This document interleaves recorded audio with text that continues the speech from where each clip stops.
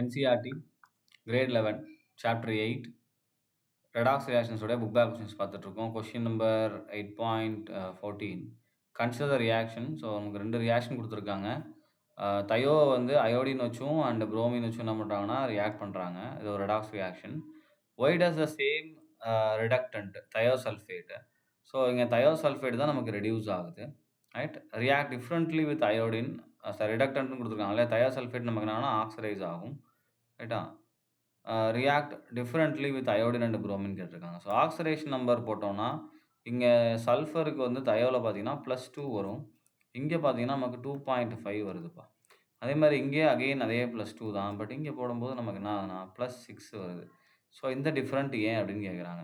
அப்போ இந்த அயோடினுடைய இப்போ நமக்கு ஜென்ரல் என்ன தெரியும்னா halogens are good oxidising agent இல்லையா.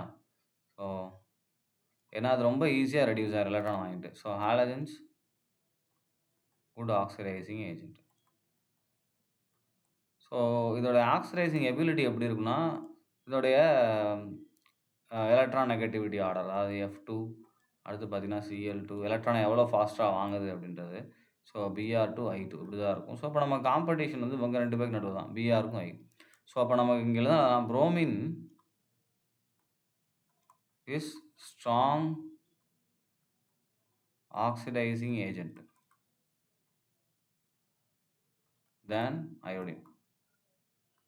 அயோடினோட என்னது புரோமின் ஸ்ட்ராங் ஆக்சிடைசிங் ஏஜென்ட். அதனால தான் நமக்கு 2+ இருக்கிறத நீங்கள் Br போடும்போது நமக்கு என்ன மாறிடுது, இது S6+ மாற்றிட்டு இருக்கிறது 4 எலக்ட்ரான் ட்ரான்ஸ்ஃபர் இல்லையா, இது வாங்குது Br2.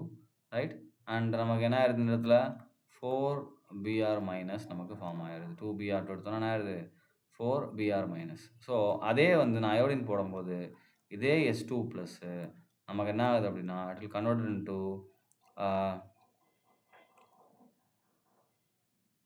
S2.5ன்னு வருது. ஸோ கிட்டத்தட்ட 0.5 தான் நமக்கு இன்க்ரீஸ் ஆகுது. அப்போ என்னது அயோடின் வந்து நமக்கு பூர் ஆக்சிடைசிங் ஏஜென்ட்டாக இருக்குது. ரைட்டா, ஸோ இதுதான் நமக்கு difference because of this oxidizing ability of halides. Right, so இதுதான் அதுக்குரிய ஆன்சர். நீங்கள் இன்னும் கொஞ்சம் எக்ஸ்பிளைன் பண்ணி கூட எக்ஸ்பேண்ட் பண்ணி கூட நீங்கள் எழுதிக்கலாம். Right, thank you.